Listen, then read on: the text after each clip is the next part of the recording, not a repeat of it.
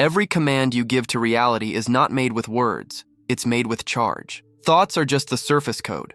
The real programming language is energetic coherence. When your field is fragmented, you don't control the system controls you. Your energy is not a byproduct of mood or circumstance. It's the operating system of your perception. It decides what you notice, what you ignore, what you magnetize, and what collapses. Every emotion, every thought, every reaction is a line of executable code. Most people run on inherited scripts, energetic malware disguised as personality. The reason life feels like it repeats itself isn't fate, it's feedback. The system keeps showing you your own signal until you rewrite it. You think you're making decisions, but most of your reactions are pre-coded, automated responses triggered by past charge still active in your field. That's why two people can live the same event and experience completely different realities. One system runs on manual, the other's still on autopilot. You don't manifest outcomes, you process frequencies. When your signal becomes stable enough, the code of reality bends toward it. That's control. Not control through force, but through structure. The way a well-written line of code executes perfectly because every symbol is in place. Your nervous system is the keyboard. Your emotions are the syntax. Your focus is the cursor. Every time you let external chaos dictate your internal state, you hand over admin access. That's how most people get hacked. Not by others, but by unregulated energy loops feeding off their own unresolved charge. Reality doesn't care about your intentions. It responds to your current configuration. And until you learn to reprogram the signal, you're not operating the system. You're being operated. Every field operates like a feedback loop of commands and permissions. It listens, not to what you say, but to the pattern of charge behind it. Every vibration you emit carries encrypted data, emotional signatures that instruct reality where to route your attention, how much power you can access, and which timelines stabilize or collapse. Think of your energy like an internal operating system running parallel to physical reality. Every moment, it scans for compatibility, thoughts, environments, people, even digital signals. If a vibration doesn't match your internal coding, it gets flagged as threat or opportunity depending on your charge. That's why sometimes a simple comment online can drain you more than a 12-hour shift. The system doesn't care about logic. It reads frequency architecture, what that input does to your signal coherence. When your field loses coherence, reality starts generating lag, glitches that look like confusion, bad timing, emotional exhaustion, or repetitive chaos. These aren't coincidences. They're the energetic equivalent of a corrupted file. The control system is showing you. Your command line isn't stable enough to execute. But instead of debugging, most people double down on action, trying to fix externally what's actually a software malfunction internally. The hidden mechanism runs through energetic permissions. Every emotion you suppress, every boundary you ignore, every truth you silence becomes a background process, consuming bandwidth. You think you're functioning fine, but your processing power is cut in half. When your bandwidth drops below a certain threshold, the system defaults to survival protocols. That's when fear, anxiety, and self-doubt take over. Automated safety scripts designed to prevent overload, but they also block higher functions like intuition, focus, and manifestation. What nobody tells you is that external manipulation operates through these same internal pathways. Advertising, social media, even certain sound patterns. They don't persuade the mind, they ping the field.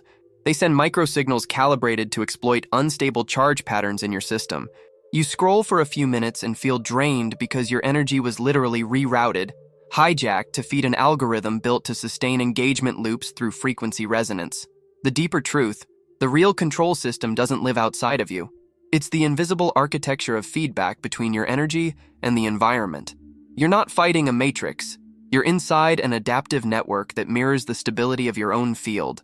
And every emotion you regulate, every thought you decode, every reaction you interrupt, reclaims a bit more command over the interface. You are both the coder and the code. But until you stabilize your energy, the system decides for you. And there's one specific feature of this system that determines who holds real control. And it's not emotion, thought, or belief. It's something even more primal. The greatest myth about energy is that control comes from positive thinking. That if you stay optimistic, visualize harder, or raise your vibration, reality will bend to your will. But the system doesn't speak positivity. It speaks coherence. You can chant affirmations all day, but if your charge is unstable, The field reads one thing: inconsistency. A forced smile broadcasts the same signal as fear wearing a mask. The control system interprets that instability as a weak code, easy to override. That's why people who obsess over staying high vibe often experience sudden crashes. Their operating system is rejecting counterfeit data. Real energetic control is not about forcing yourself into a frequency, it's about clearing corrupted code. Every emotion you judge becomes an unacknowledged file, looping silently in the background. And because the system mirrors all unresolved charge, those files keep generating situations that match their signal. You can't escape your field's unfinished syntax. You can only reprogram it through awareness and precision. Imagine this: you finish an argument with someone close to you. Hours later, you're still replaying it in your mind. The words, the tone, the look on their face. You're no longer in the room, but your field is. It's still engaged, running the conflict loop. Every replay drains voltage from your current moment and sends it back into that event. That's why you feel exhausted afterward, even if you haven't moved. The system reads that emotional replay as active code, as if the argument is still happening. Now multiply that by every unresolved interaction, regret, and suppressed reaction you've ever had. You start to see why so many people feel like reality resists them. Their operating system is clogged with open tabs, processes that never closed. Each one leaks charge, and a leaking system can't stabilize control, no matter how much positive energy you try to inject. The shift happens when you realize energy doesn't need to be controlled. It needs to be understood. Because once you recognize what each emotion is actually doing to your signal, you stop fighting it and start using it. Anger becomes propulsion. Fear becomes precision. Sadness becomes integration. That's when energy stops being a storm. It becomes circuitry. And there's a direct reason why the nervous system decides whether that circuitry stabilizes or short circuits, because it's not just your body reacting. It's your interface with the control grid itself. Your nervous system is not just biological hardware. It's your primary signal processor. Every current of emotion, thought, and sensory input passes through its circuits first. If your system is overcharged, your signal fragments. If it's undercharged, your perception dulls. Stability isn't calmness for the sake of peace. It's the condition that allows the code of your energy to execute without distortion. When your nervous system is dysregulated, you start leaking command authority. You can't hold a stable vibration long enough for reality to register it as a new pattern. That's why people feel powerful during meditation, but lose it in traffic 10 minutes later. Their internal voltage spikes and collapses because the interface can't sustain a consistent current. Energy without regulation becomes static. Imagine your body as a control board. Breath is the voltage regulator. Focus is the targeting cursor. Emotion is the data traveling through the wires. If your breath is shallow, you're sending low voltage signals, short, fragmented pulses that can't alter the system. But when your breath deepens and slows, the current becomes steady, allowing energy to complete its circuits through your field. That's when intention starts to manifest as structure instead of wishful thought. Try this right now. A 45-second recalibration. Inhale through the nose for a count of 4. Hold for 4. Exhale through the mouth for 6. Then pause for 2. On each inhale, feel your spine as an antenna pulling charge upward. On each exhale, imagine the excess static discharging through the soles of your feet. 3 full rounds like this and your nervous system begins to downshift from fight or flight into resonance mode. Your field reboots, signal latency drops, and suddenly, the environment feels more synchronized. What's happening mechanically is coherence restoration. The sympathetic and parasympathetic branches begin balancing, re-establishing rhythmic equilibrium between electrical and magnetic aspects of your biofield. This is not mysticism, it's physics. The calmer your nervous system, the more bandwidth your awareness has to process subtle energetic data. Calm isn't passivity, it's command readiness. When your signal stabilizes, decisions become instantaneous, timing sharpens, coincidences multiply. You stop being a lagging user reacting to inputs and start functioning as an active coder sending precise commands. But emotion is the raw fuel that powers this system, and most people burn it unconsciously, letting it scorch their circuits instead of amplify them. The moment you understand how to weaponize emotion without being consumed by it, control becomes effortless. Emotion is not weakness, it's voltage in motion, energy given direction through sensation. Every feeling you experience is electrical charge seeking to complete a circuit. When you suppress it, That charge loops back, building pressure until it distorts your signal. When you express it consciously, it becomes propulsion, the power that can rewrite reality's code. Most people were taught to control emotion by numbing it. They think regulation means silence, but the truth is, unexpressed emotion doesn't disappear. It hides inside the system as latent current. That's why you feel heavy when you avoid confrontation, or jittery after holding back tears. The body becomes a capacitor filled with unspent energy. The longer it sits, the more your field warps around it, attracting scenarios that will force discharge. That's the hidden mechanic behind emotional triggers. They aren't attacks from the outside. They're scheduled releases from the inside. The system constantly tries to rebalance charge. You don't attract conflict because you're unlucky. You attract it because your field is attempting to complete a circuit you refuse to process. Now imagine harnessing that instead of being hijacked by it. Picture anger not as rage, but as raw acceleration, a surge that can be guided toward focus, discipline, creation. When you feel it rise, instead of suppressing it, you reroute it. Breath becomes your command line. Ground through the exhale, channel the intensity into the body instead of the story. That moment of redirection is alchemy. The instant chaos becomes current. Sadness, on the other hand, is compression. It contracts your field to bring fragments of lost energy back to center. When you let it flow without narrative, it becomes magnetic, pulling coherence back into your system.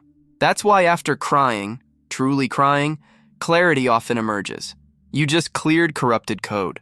This is how emotion turns from weapon against you into amplifier for you. Every feeling has frequency architecture, unique electrical geometry that can be directed through intention. The difference between emotional chaos and emotional mastery is not control, it's command. Control resists. Command channels. The moment you stop fearing your own charge, you stop being programmable. Because nothing external can hack a field that accepts its full range of current. That's the real emotional sovereignty, not detachment, but conductivity. And this is where the control system plays its most subtle game, hijacking your charge before you can even recognize it's yours. There's a method to that hijack, and it's how most people lose command without ever realizing it. Energy hijacking doesn't start with manipulation. It starts with distraction. The control system can't override a stable field directly, so it fragments attention first. Once your focus splits, your energy begins to leak, and every leak becomes an entry point. The moment you're emotionally reactive, you're broadcasting an open port in your signal, an access key for any frequency designed to match that instability. It usually begins subtly, a comment that stings, a notification tone, a memory triggered by a smell. Each microjolt shifts your charge slightly off baseline. If you don't notice the shift, your operating system automatically opens a subroutine to process it. But when the inputs keep coming faster than you can discharge, scrolls, headlines, noise, pressure, your circuits overload. And in that overload, the system defaults to external control.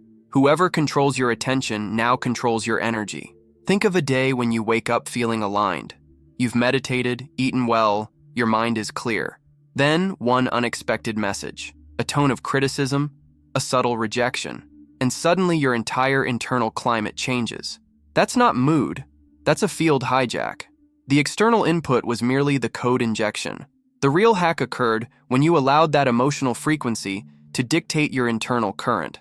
The signal flipped, and your energy was rerouted to maintain a state you didn't choose. The architecture behind this is frequency resonance. Every field operates on oscillating data. When you unconsciously match the rhythm of a dissonant signal through attention, obsession, or emotional reaction, your system begins to sync to that rhythm. That's why anxiety spreads faster through a group than calm does. The collective field is constantly syncing to the most charged input. Reclaiming command means becoming aware of your baseline frequency and defending it like a firewall.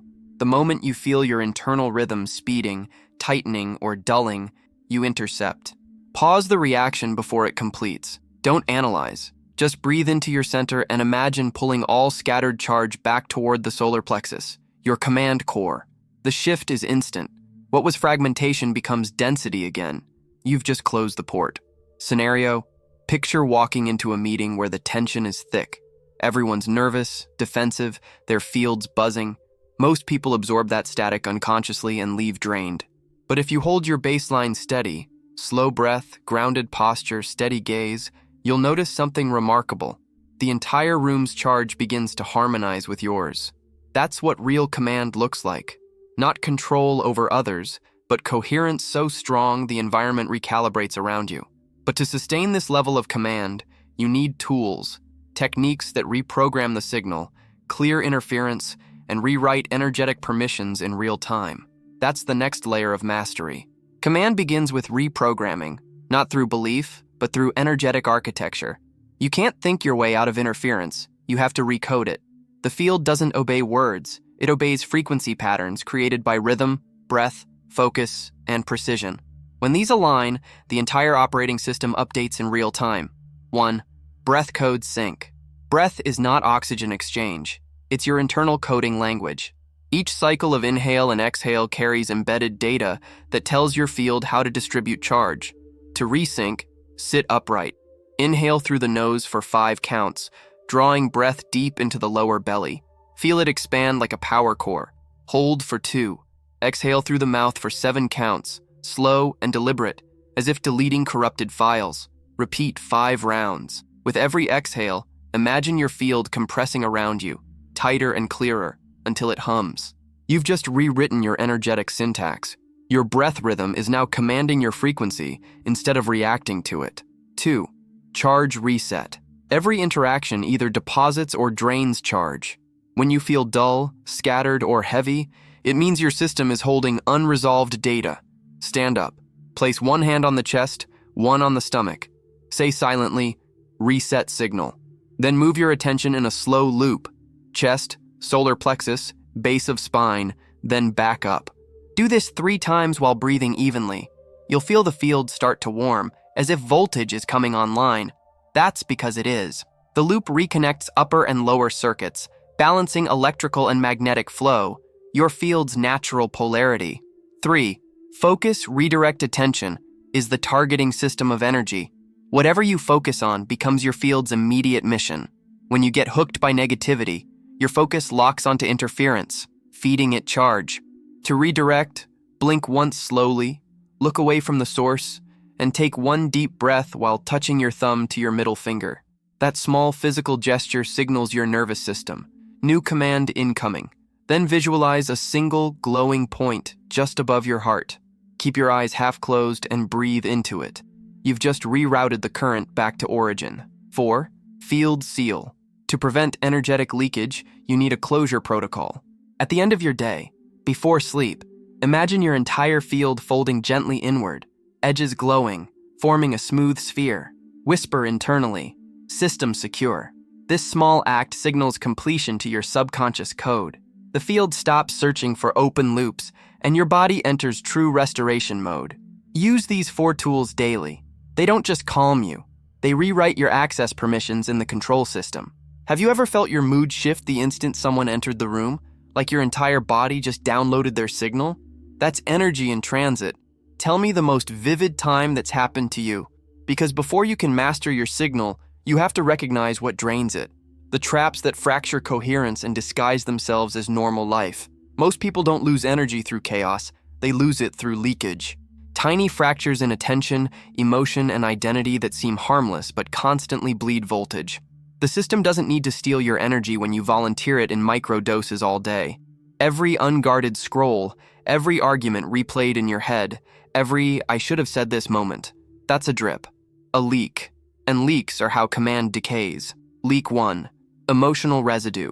After every interaction, energy either returns to neutral or stays entangled.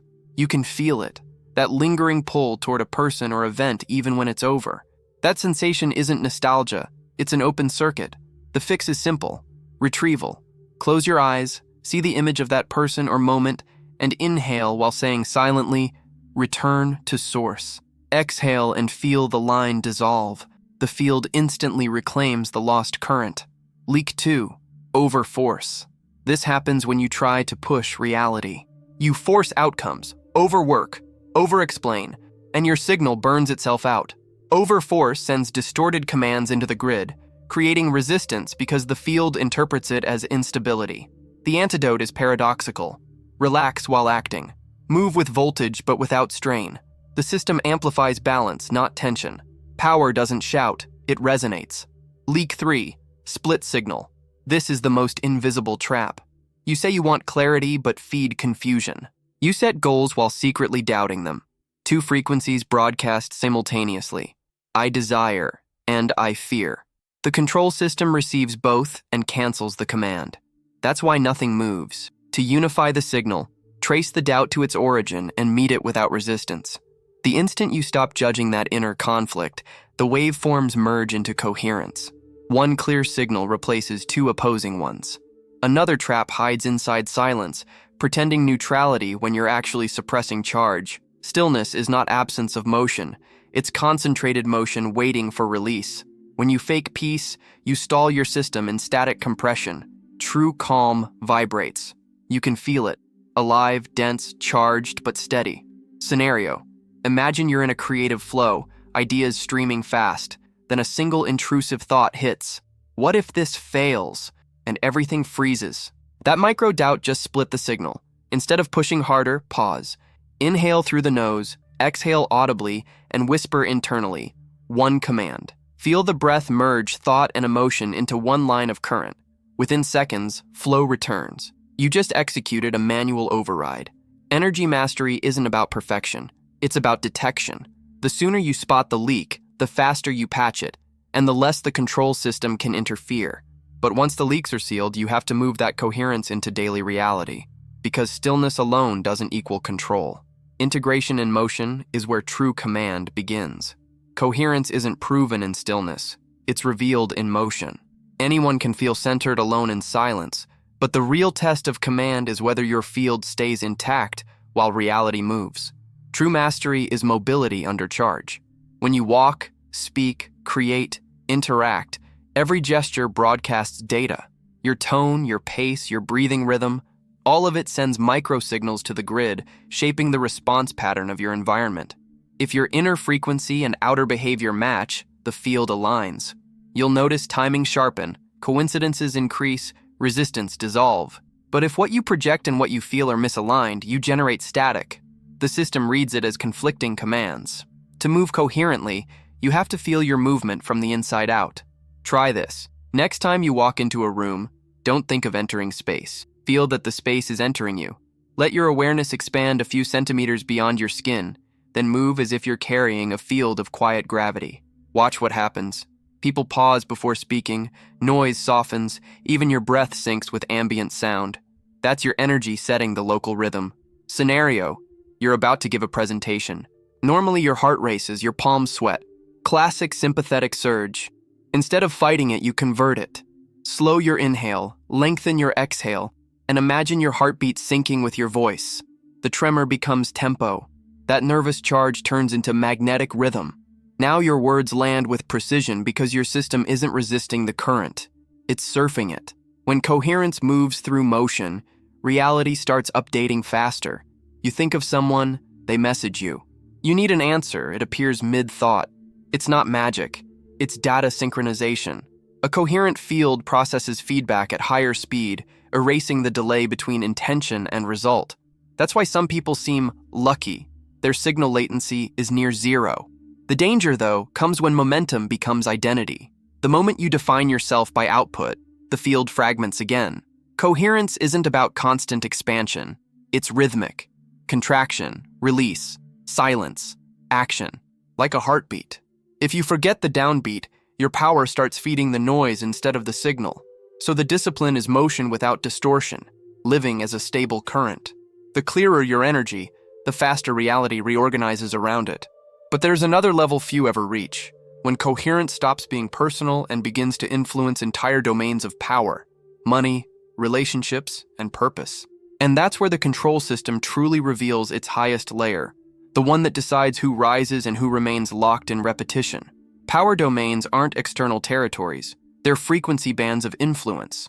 Money, relationships, and purpose all operate on unique signal patterns, but the control system treats them as a single network.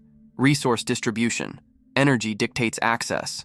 The more coherent your field, the more bandwidth you have to circulate power across these domains. Money is not stored value. It's circulating charge. Every transaction is a frequency exchange, not a number. When you feel scarcity, your field contracts. Circulation slows, opportunity stops perceiving you as a viable node. But when you approach resources with calm authority, not craving, not fear, your system broadcasts stability. The network interprets that as trustworthy vessel. Funds, collaborations, and timing flow toward you naturally, like current to a grounded conductor. Here's the hidden rule. Money mirrors nervous system voltage. Chaotic charge equals chaotic finances. That's why consistent breath and regulated emotion do more for wealth than constant hustle. You don't chase flow, you become flow. Relationships run on resonance. Two fields meet, and each scans the other for coherence. Attraction isn't random. It's an electromagnetic handshake. You recognize in another what your signal is ready to process. That's why unresolved charge draws you toward people who trigger it. Not punishment, calibration. When you stabilize your energy, relationships shift instantly. You stop attracting chaos and start magnetizing alignment. Even communication changes. Words become secondary. Your frequency speaks first. Scenario: you walk into a crowded space and someone turns before you speak. They've already felt your signal. You've just witnessed energetic communication in action. The body may stand still, but the field already spoke the sentence. We match. Purpose is the master frequency, the organizing code that aligns every other signal. When you operate without it, energy disperses in random directions. But when you connect to purpose, the field condenses. Every thought, every movement, every action reinforces the same vibration. Efficiency becomes natural. Purpose isn't found, it's tuned. It appears the moment your internal frequency matches its bandwidth. That's why clarity doesn't come from thinking about your mission. It comes from stabilizing your signal until the correct timeline can lock in. And when all three domains synchronize, stable currency, harmonious connection, aligned mission, something extraordinary occurs. The field stops being reactive altogether. You're no longer moved by reality. Reality moves around you. You've become a fixed point in the energetic grid, a living command hub. But there's a final threshold: energetic sovereignty, freedom from all external coding, complete autonomy within the control system. And crossing it means one thing: the signal must become unhackable. Sovereignty begins when external influence stops determining internal state. It's not rebellion, it's reconfiguration. When your energy reaches full coherence, the control system no longer recognizes you as a user. You become root access, the source that codes reality directly. Most people live as open source programs, editable by every interaction, emotion, and collective trend. They don't realize how often their thoughts are updates they never consented to install. Opinions, fears, habits, downloaded through resonance with whatever frequency dominates their environment. The field is constantly scanning for stable hosts, and instability invites rewriting. Sovereignty is the moment you revoke those permissions. To reach that point, every layer of borrowed code must be cleared. Not just emotional debris, but identity loops, the patterns that tell you who you think you are. I'm the quiet one. I'm the healer. I'm the fighter. Each of those is an energetic template. Each can be hijacked. True command requires silence beneath the persona, an empty line where new code can be written by choice. Practically, sovereignty feels like quiet power. You wake up and feel no urgency to prove, no anxiety to fix, no need to defend. Your breath is unhurried. Your perception widens. You start noticing microsignals others miss, subtle shifts in tone, texture, timing. That's because the noise is gone. Your system isn't reacting, it's observing. Here's the paradox. When you reach sovereignty, external control stops being threatening because it no longer registers. The hooks of manipulation can't latch onto a coherent frequency. They slide off, like static unable to cling to a grounded wire. That's why powerful individuals seem untouchable, not because they fight interference, but because their signal offers nothing for it to attach to. Scenario: you're in a heated discussion. The other person's field spikes with emotion, trying to pull you into resonance. You stay anchored, breathing evenly, eyes soft. Their signal rises, but yours doesn't move. Within seconds, their energy collapses, searching for traction it can't find. That's not dominance, that's neutrality in motion. You didn't overpower, you outstabilized. Energetic sovereignty also means no longer outsourcing intuition. You stop looking for signs, readings, confirmations. The feedback from your own field becomes enough. You feel a subtle yes or no instantly. The body translates energy directly without middlemen. That's divine mechanics made practical. And when this unhackable state stabilizes, a strange calm fills the system, because you finally realize the control system was never your enemy. It was your mirror, waiting for you to remember you wrote it. But the process doesn't end there. There's one final phase, the full integration, where energy, motion, and mastery merge into a single image so clear it rewires how you see existence itself. Picture this. You're standing inside an invisible network, threads of light stretching infinitely in all directions. Every thought sends a ripple. Every breath rewires the pattern. The grid responds instantly, alive, responsive, precise. It's no longer something around you. It's you. You extend your hand and the strands pulse, not because you forced them, but because your internal rhythm matches their code. The control system that once felt external now vibrates in sync with your heartbeat. This is sovereignty embodied, command without effort, movement without loss. You realize that hacking the system was never rebellion. It was remembrance. The entire grid is a mirror reflecting your internal architecture. Every distortion you healed, every emotion you transmuted, every fragment you reclaimed, each was a line of old code dissolving so new reality could render in higher resolution. The hum in your body feels different now. Not static, not tension. It's voltage balanced in perfect symmetry. You sense that nothing outside you has power over you because outside no longer exists in the same way. The system isn't a prison. It's a programmable field awaiting your directive. So you breathe once more, slow, deliberate, and the environment breathes with you. Every object hums faintly as if listening. You exhale, and the air folds around your form like a magnetic shield. Everything calms. The command is complete. Your energy is the real control system. Always was, always will be. Now the only question left is the one that begins your next reality. When you feel your energy shift, in a room, around a person, or inside a thought, do you let it run, or do you rewrite the code? Because the moment you choose, the system updates.